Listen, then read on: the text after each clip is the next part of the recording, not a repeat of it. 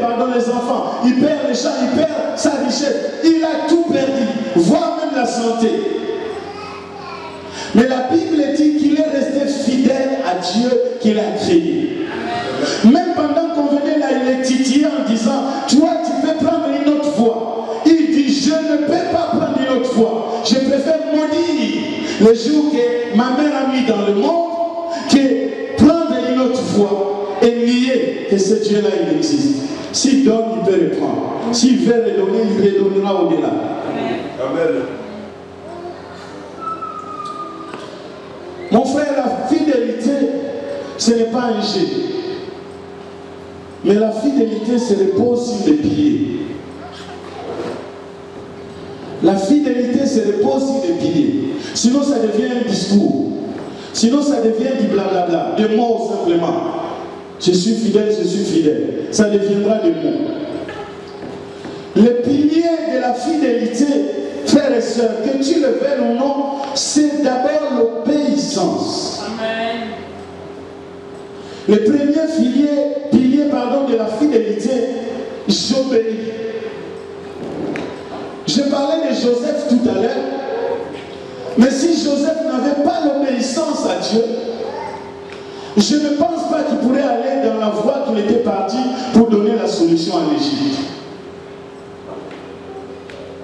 Mon frère et ma soeur, l'obéissance n'est pas simplement par intérêt. Parce qu'il y a des gens qui obéissent par intérêt. Amen. Est-ce que vous le savez? Parce que si je ne parle pas, il me donnera plus 10 euros. Si je ne fais pas, il me donne. Les gens qui aiment par intérêt. Les gens qui font par intérêt. Tuez cet intérêt-là, frère. Apprenez à faire les choses gratuitement selon le Seigneur. Et lui, il se placera comme l'homme providentiel pour vous bénir.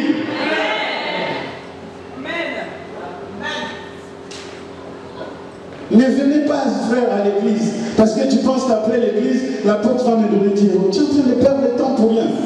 Mais viens à l'église parce que tu obéis à Dieu. Viens à l'église parce que tu te dis, Dieu m'a dit d'aller à l'église, tous les dimanches je dois aller l'adorer, je vais pour l'adorer, mais tu ne viens pas prendre l'apôtre en embuscade. Finis les embuscades. Hein, frère? Amen. Les embuscades, il faut les arrêter. Il n'y a pas de gibier ici. Amen. Les embuscadeurs. Les chasseurs qui tendent des pièges. Pam, pam.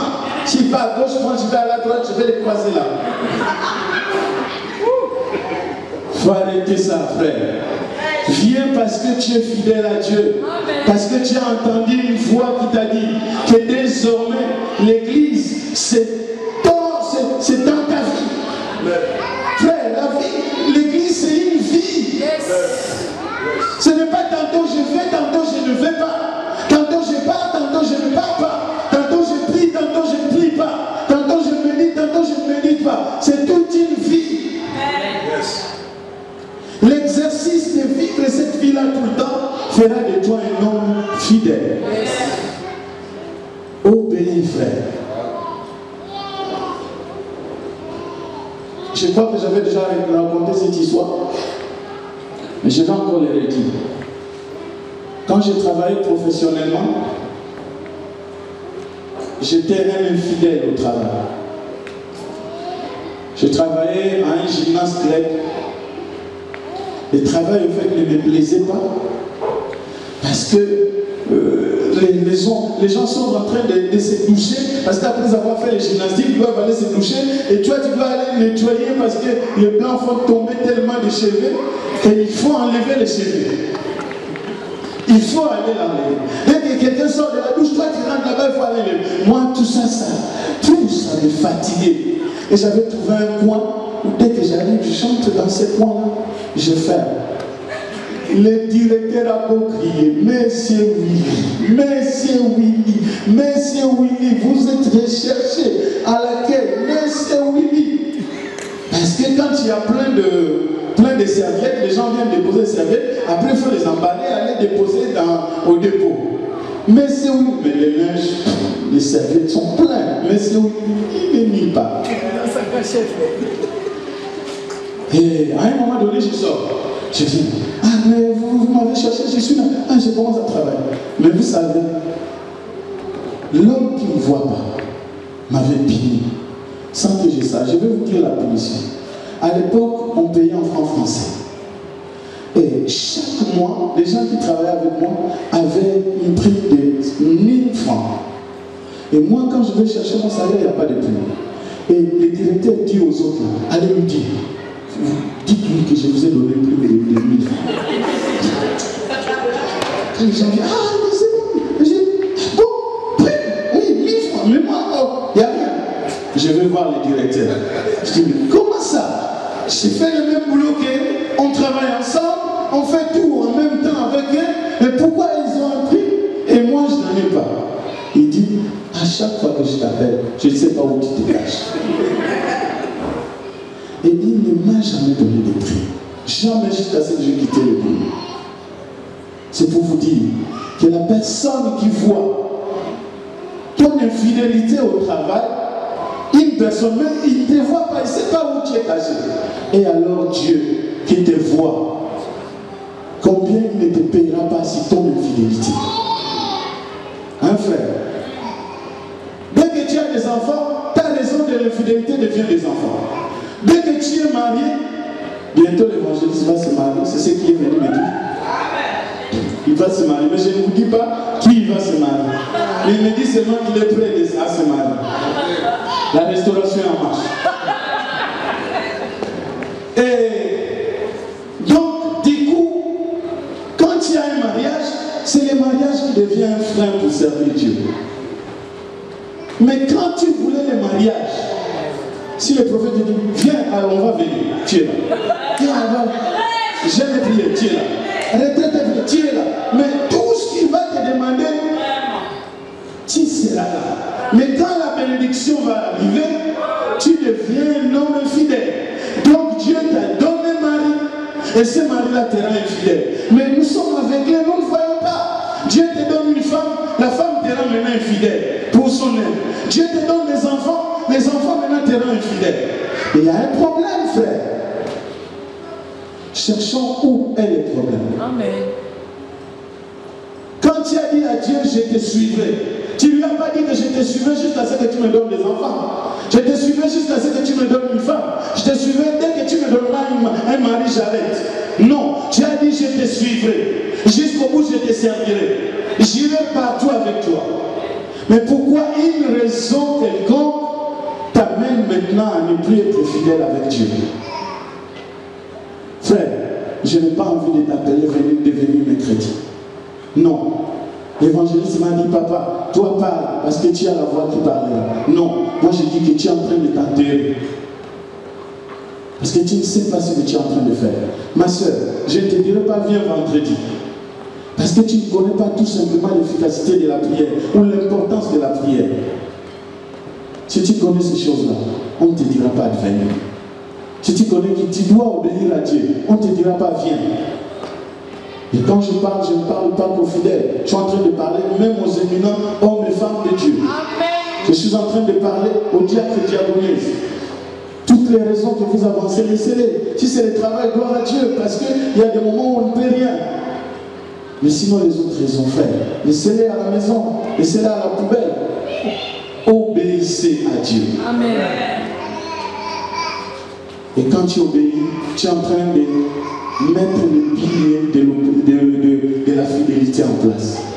Le problème, c'est la fidélité. Frère, tu ne peux pas être fidèle sans agir dans la volonté de Dieu. Tu ne peux pas être fidèle, c'est faux. Tu ne peux pas être fidèle si tu ne sais pas écouter la voix de Dieu. Tu ne peux pas, c'est faux. C'est tout faux quoi. Tu seras un homme, une femme charnelle. Et à la moindre petite chose, tu vas débarquer vite. Et on va voir à quel point tu t'échauffes. Je vous assure. Si quelqu'un ne sait pas écouter la voix de Dieu, si quelqu'un ne cherche pas à écouter, à entendre la voix de Dieu, frère, tu veux être dans l'église, mais tu restes un homme charnel, une femme charnelle. Et il est difficile d'être un homme ou une femme charnelle et d'être fidèle à Dieu. Aujourd'hui, je suis en train de vous parler de la fidélité vis-à-vis de Dieu. Mais vous pouvez le mettre dans vos couples. Vous pouvez le mettre, j'ai pris l'exemple de mon travail. Vous pouvez le mettre dans le travail. Mettez-les là où vous voulez. Mettez-les là où il y a la crise. Mais moi, je dis que c'est important. Dans la crise, on a besoin de l'élément fidélité qui doit jouer son rôle. Parce que la crise nous ébranle rapidement. Je connais un frère. Dès qu'il y avait une situation chez nous, le frère ne m'appelle plus. Un jour, je le rencontre, je dis, frère, tu ne m'appelles plus là et tout ça. Il me dit, apporte. Et moi, j'ai eu des problèmes. Moi, je n'ai vu personne. J'ai dit, tu attendais quoi? Je te signe un chèque. Tu attendais quoi de moi? Tu m'as parlé de ton problème, je me suis mis à prier. Si tu étais venu me demander qu'on se mette ensemble pour prier, on allait prier ensemble. Mais toi, tu attends de moi quoi? Non, tu ne dois pas t'attendre à un homme. Il faudrait qu'on entende ce que Dieu fait par rapport à la situation. Parce que ce n'est pas seulement parce que tu es dans une situation que ça doit être réglé rapidement. Dieu peut accepter de te passer dans un moment de difficulté pour t'apprendre quelque chose. Donc il faut qu'on aille chercher ce que Dieu veut exactement pour que tu t'en sors de la situation. Ce n'est pas toutes les difficultés qui sont mauvaises, frère, ma soeur. Va chercher Dieu. Va écouter la voix de Dieu. Et souvent, je dis bien souvent, nous les enfants de Dieu, nous négligeons la prière. La prière, je vous assure, ce n'est pas notre dada. Hein? On se connaît. Hein? On se connaît, comme dit l'ex-femme de Bongo. On se connaît. Lui, je ne sais pas s'il parlait des sorciers, mais en tout cas, il dit on se connaît. Ou bien il parlait de deux autres ministres qui venaient voir son ex-mari. Mais lui, il dit dans son chanson, on se connaît. Voilà, on vous connaît même. On connaît. Moi, je dis on se connaît, je me mets dedans. La prière n'est pas notre dada. Il suffit qu'on engage la prière ici. Au bout de 20 minutes, il y a deux voix qui vont rester ici. La voix du prophète et de l'évangéliste Berthe. Toutes les autres voix, 15 minutes avant.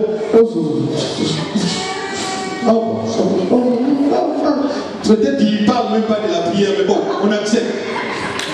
Peut-être que ce n'est plus la prière, mais bon, on accepte quand même. Parce que la femme qui allait, la mère de Samuel, il ne pouvait plus parler. Bon, on accepte ça. Mais je vous assure que la prière, pour nous, c'est une montagne difficile à monter.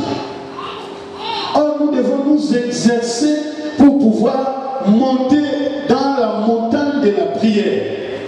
Frère, si tu es incapable de la prière de 15 minutes, commence à chercher 10 minutes d'abord. Sois fidèle à 10 minutes, après tu passeras à 12 minutes, 13, 14, 15. Mais les gens veulent sauter des escaliers. L'évangile Jean, mais ce n'est pas lui. Il va venir me voir et me dire, nous à Brazzaville, on passait des heures dans la prière. Ah bon, combien d'heures? Vous pouvez passer 5 heures de prière comme ça. Ah bon, 5 heures de prière, ok. Je vais reprendre ma force de prière de 5 heures. Frère, ne va pas à 5 heures. Si tu es descendu à 2 minutes, apprends à prier 3 minutes. Amen. Je vous assure, les escaliers, ça se monte et ça se descend. On descend. Quand tu es tombé très bas, ne cherche pas à monter plus haut tout de suite. Tu n'arriveras pas. Yes. Tu vas prier 30 minutes pendant une journée. Demain, c'est 29 minutes, tu commences à regarder la montre. C'est déjà 29 minutes. C'est seulement pour que ça fasse 30. C'est blablabla, tout ça. Ta prière, c'était déjà arrêté à 29 minutes. C'est dit n'importe quoi. Laisse tomber. Laisse tomber, frère. Frère, les techniques dans la prière, parce que nous pouvons aller chercher la volonté de Dieu, ce que Dieu veut que dans la prière. Alors notre technique, ne nous bourrons pas de temps de prière. Ça ne va pas marcher. Tu es habitué à 10 minutes, fais exerce-toi pour que tu arrives même à tu as pu y arriver à 15 minutes. Amen. Reste maintenant fidèle à 15 minutes et tu monteras étape par étape, tu monteras les escaliers. Amen. Je vous dis, c'est des choses vraies que j'ai vécues. Ah, j'ai perdu mon temps de prière. Moi, j'étais quand je prie. Parce qu'à l'époque, moi, quand je me suis converti, j'ai donné même des coups de pied dans les murs. Satan, je te chasse. Allez, c'est bon. Je t'écrase. Tu n'as plus rien du tout. Mais maintenant, même si je vais aller chercher ça, je ne le retrouverai pas. Je vais le faire une journée, mais deuxième journée, c'est bon, tu es parti à autre chose. Exerçons-nous. C'est vraiment des exercices à faire. Petit à petit, on monte, jusqu'à ce qu'on va arriver à un niveau. Si tu veux garder ce niveau-là, garde-le. Mais quand tu es descendu très bas, ne cherche pas à monter très haut tout de suite. Fais-les escalier par escalier. Et frères, aimons la prière. Aimons la prière, je vous assure. Moi, je n'ai jamais eu de plaisir que seulement quand je suis dans la présence de Dieu, je suis en train de prier. Je vous assure, je ne sais pas pour moi, peut-être que vous avez d'autres expériences. Mais moi, sans ces moments-là que Dieu me donne des révélations de pas possible. Parfois des paroles que je lis tout le temps, mais là, il me les dit différemment. Et quand tu me les donnes différemment, ça devient une prédication pour moi. Amen. Je peux exhorter quelqu'un avec ça. Je vous assure, il y a un plaisir réel dans la présence de Dieu. Yes. Il y a un plaisir réel. Prends le temps à adorer Dieu.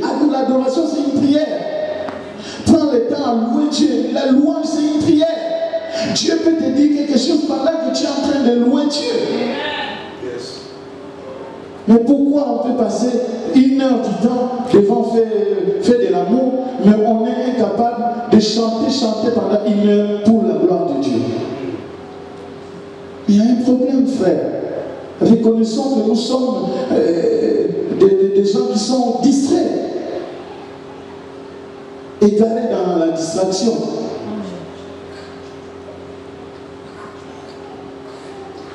Moi, dès que je mets les informations à la télévision, je peux regarder les informations en boucle jusqu'à ce que le sommeil arrive. Je regarde seulement.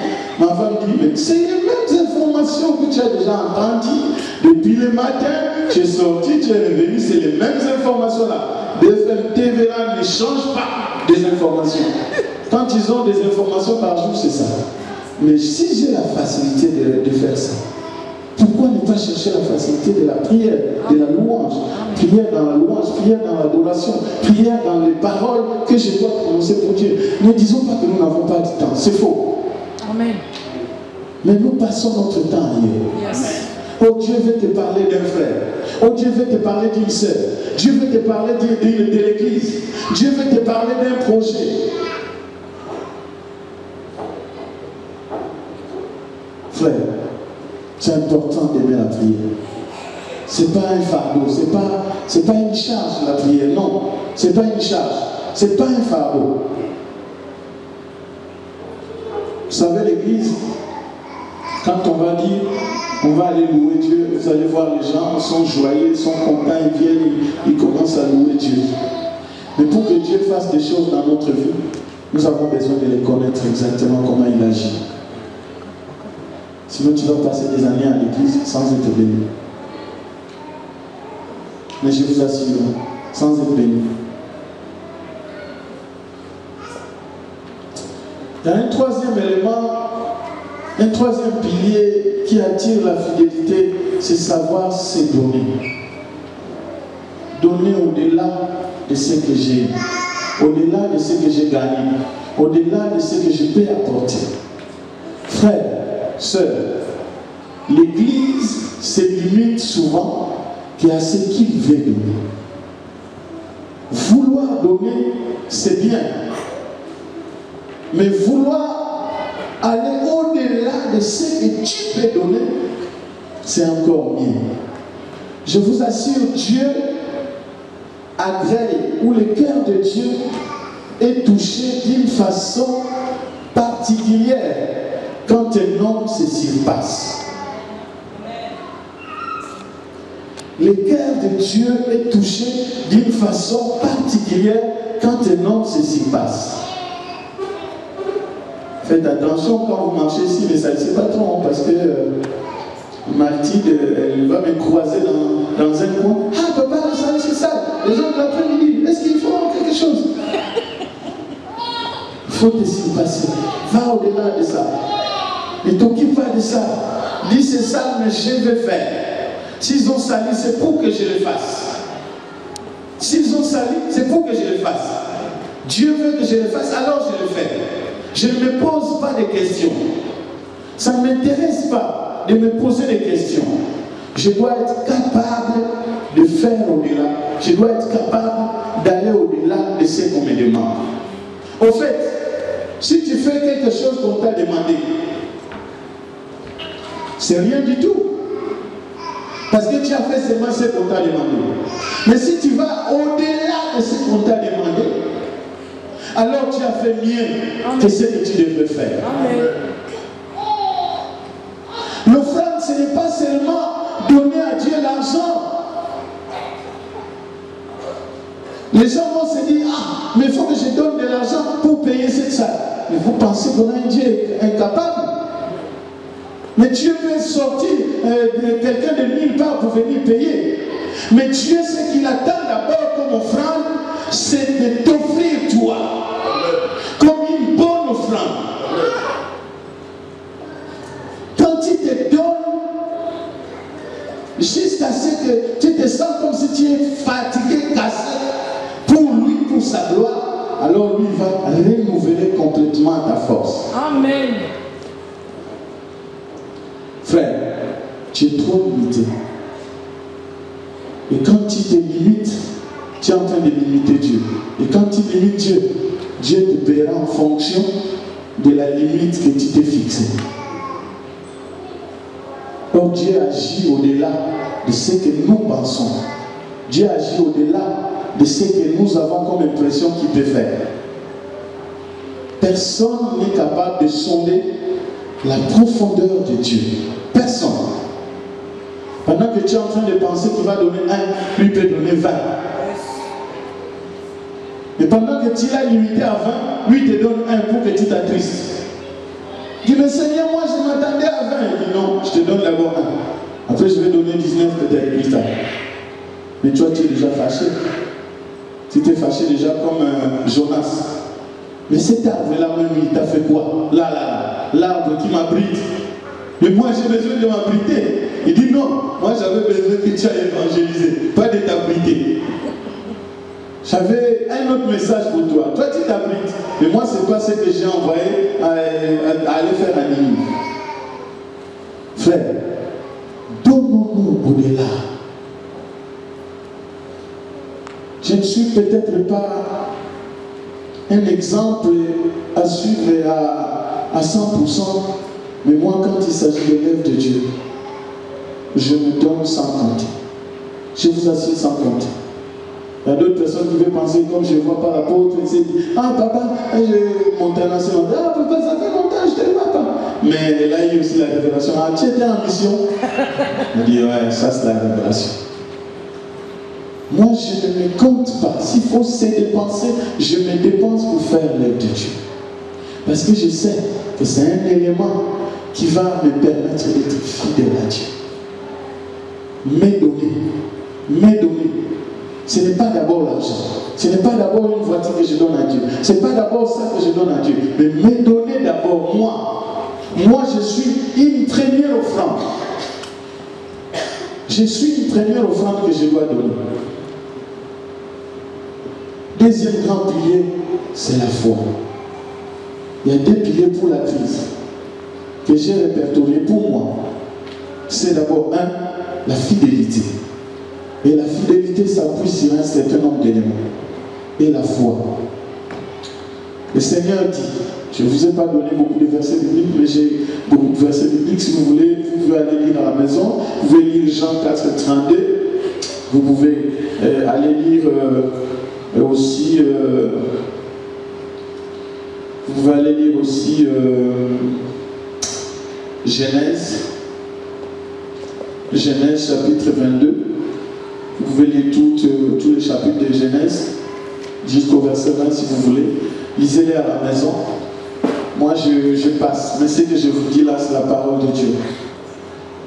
Les piliers de la foi, les grands piliers, je vous assure que le Seigneur a fini par se poser une question. Il dit, quand je reviendrai, est-ce que l'Église aura toujours la foi? Est-ce que l'Église aura encore la foi?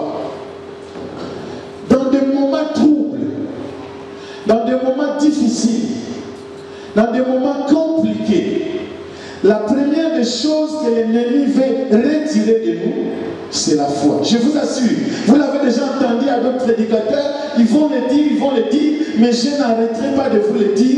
Dans des moments difficiles, quand tu vas bien, tant mieux, tu as la foi même, mais je ne sais pas quel don tu commences à donner la leçon de la foi aux gens. Quand tout va bien, tu peux dire facilement, frère Christian, tu n'as pas la foi. Oh, c'est faux. Chacun de nous a même une toute petite foi.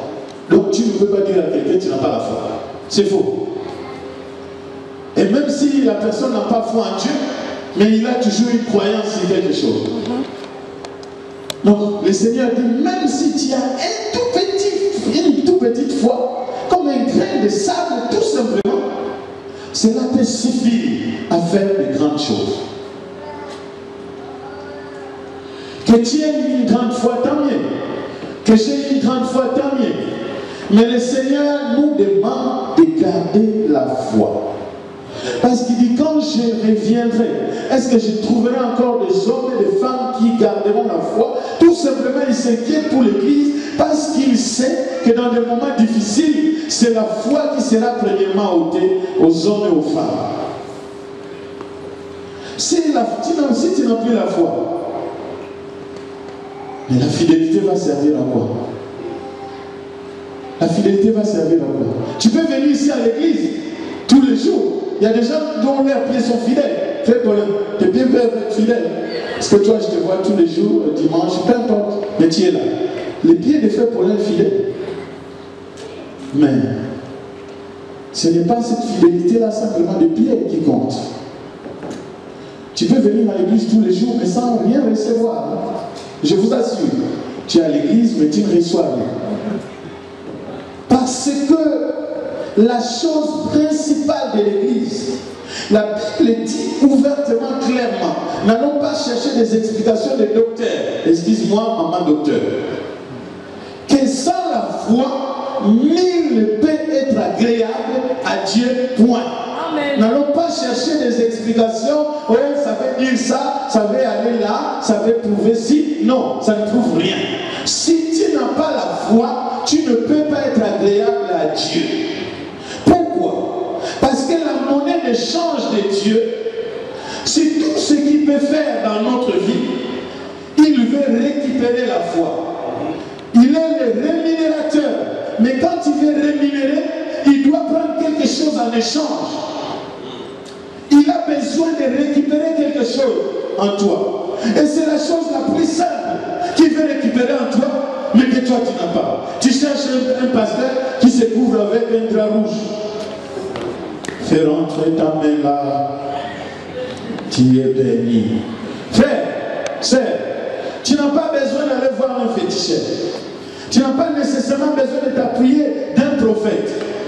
Mais tu as besoin simplement d'exercer la petite foi que tu as pour pouvoir changer un certain nombre de choses dans ta vie, dans ta famille, dans tes projets. Commence à agir, frère. C'est très simple. C'est la chose la plus simple. Crois simplement. Mais c'est la chose que nous cherchons à compliquer. Aman va aller voir le prophète pour être guéri. On lui dit, tu iras te jeter cette fois dans l'eau. Je dis, mais attends, il y a quelque chose qui ne va pas avec ce prophète. Moi, je m'attendais que quand il va entendre que je suis arrivé, il va courir vers moi, il va m'embrasser, tu es arrivé, bonjour, bonjour, c'est bon. Alors, mon cher chef, est-ce que tu es là? Qu'est-ce que tu as fait? Qu'est-ce que tu as fait? Comment tu as marché? Et les voyages, comme en Côte d'Ivoire. Donne-nous les nouvelles. Là-bas, si tu vas voir le prophète, il va te demander les nouvelles. Dès que tu arrives, alors les nouvelles. Souvent, moi, je n'en ai pas. Mais lui, il veut que tu lui donnes des nouvelles. Je dis, j'ai rien, tout va bien. Donc, du coup, lui, il attendait autre chose. Il voulait quelque chose de compliqué. Il dit, viens mettre ta main sur le drap rouge où je suis. Ou bien il attendait, va, dors dans un endroit noir, il n'y a pas de lumière. Tu vas entendre des voix. Amen. Amen.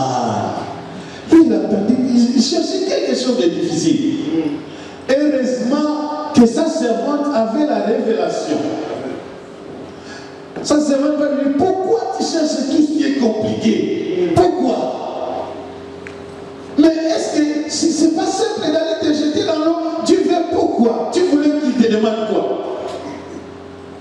Lui, il voulait, bon, pour ça, parce que vous savez, à l'église de la Côte d'Ivoire, quand ils avaient commencé, ils faisaient des consultations. Ah, elle était là aussi, elle est là.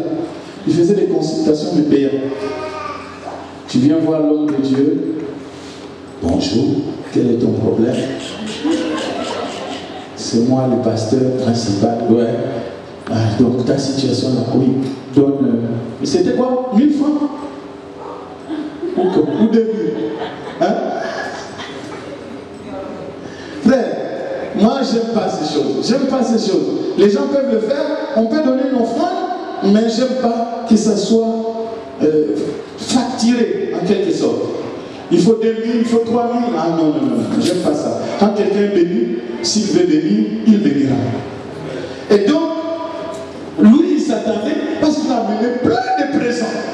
Donc, bourré d'argent. Lui, il s'attendait 1 million pour ta guérison.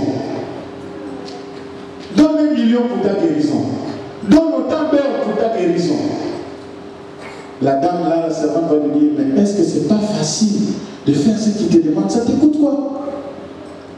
Tu ne vas pas débourser 1 euro. 1 euro aujourd'hui, pour nous on dit 1 euro. Tu ne vas pas débourser. La foi, frère, tu ne vas rien débourser. On ne va pas te dire gêne d'abord pour que la foi vienne dans ta vie. Mais sûrement, nous on cherche. Parce que souvent c'est les prophètes qui font ça. Heureusement que lui, il est avec moi, il est très calme. Je vous assure, nous avons un prophète calme. Hein? Un prophète posé. Mais je vous assure, les prophètes. Donne des enveloppes. C'est lui qui met 1000 euros là. Tout de suite, tu vas voir ce qui va arriver dans ta vie. Un jour, un prophète est venu à l'église. Il dit à l'église, aujourd'hui, Dieu veut bénir cette église. Amen. Il a fait lever mon frère. Toi, lève-toi. Christian, lève-toi. C'est mon frère. Dieu cette semaine. Est-ce que tu entends? Cette semaine. Il veut amener que les gens entendent. Est-ce que tu entends? Cette semaine, Dieu va te donner beaucoup d'argent. Mais quand il te bénira, viens bénir l'église. Tout le monde à l'église a crié, alléluia. Les gens commençaient même parfois à pleurer, les autres pleuraient. Lui, nous l'étions là. Ah, ok, assis-toi. Le frère est parti chez lui, c'est mon frère Jean. Jusqu'aujourd'hui, il n'a rien reçu. Mais les gens disaient, ah, quand ils sont venus me voir, à l'époque, pasteur, tu vois, c'est une bonne chose. Si Dieu avait donné l'argent à une autre personne, il allait cacher l'argent, il allait fuir. Mais il est passé par ton frère. Comme ça, ton frère ne va pas fuir. Il va te donner cet argent. Oh Seigneur. Mais les prophètes, je vous assure, ils font des dégâts pas possibles. J'aime ces ministères, mais c'est un ministère de dégâts. N'allez pas consulter les prophètes comme des consultants. Dis-moi quelque chose. Qu'est-ce que Dieu dit pour moi? Mais il va inventer. Tu as mal au ventre. Beaucoup de femmes ont souvent mal au ventre. Il y a une femme qui est là qui a mal au ventre. Il y a une femme qui est là qui a mal au ventre. Il y a une femme qui est là qui a mal au ventre. Il y a une femme qui est là qui a mal au ventre. Et là, il va tellement insister. Il y a une femme. Ah, la sœur Mireille va se lever. Et souvent les femmes ont toujours mal au ventre. C'est lié à la famille. Mais quand Dieu veut dire quelque chose, si réellement il veut le dire dans la prophétie, il va dire, toi, Jean-Luc, le vendredi, tu vas recevoir 1 million d'euros. Et ce 1 million d'euros-là, amène-le à l'église. Tu vas recevoir beaucoup d'argent. Combien? 2 euros, c'est beaucoup d'argent. C'est déjà le chiffre de Christ. Dans la prophétie, Dieu est exact. Yes. Il est exact. Et quand il est dit, c'est celui-là qui va s'accomplir.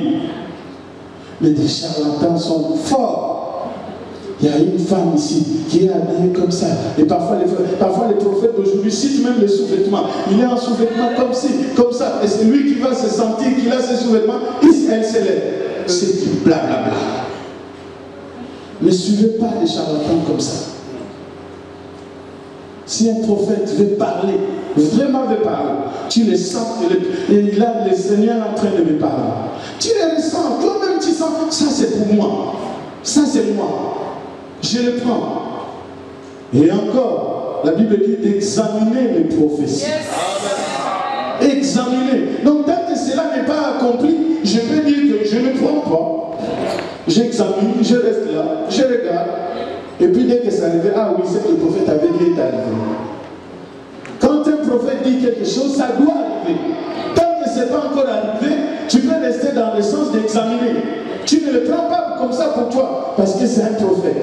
Mais aujourd'hui, si on dit un grand prophète va venir de l'Amérique ou de l'Afrique, il y a des gens, le frère Christian va s'absenter à l'église. Il va dire à sa femme, chérie, toi vas à Célèbre, moi je vais voir le prophète, peut-être qu'il a une parole pour notre maison. Peut-être qu'il a une parole pour notre maison. Non, je vous dis, ne soyez pas des suivistes. Avec ta foi, la foi que tu as, cela est possible, capable de déclencher un certain nombre de choses qu'un prophète peut te donner. Regardez-vous un peu. Combien de promesses que les prophètes ont fait dans vos vies? Un certain nombre de personnes. Regardez-vous. Et vous êtes toujours juste là, les suivistes. Arrêtons, frère. La foi suffit. Quand tu as la foi, en réalité, tu n'as plus besoin d'un prophète. Parce que le grand prophète est assis dans la foi. Capable de tout faire. Moi, je veux que vous soyez une église qui est grande. Pas nécessairement un nombre, mais une église comme Bouski, pas n'importe quoi.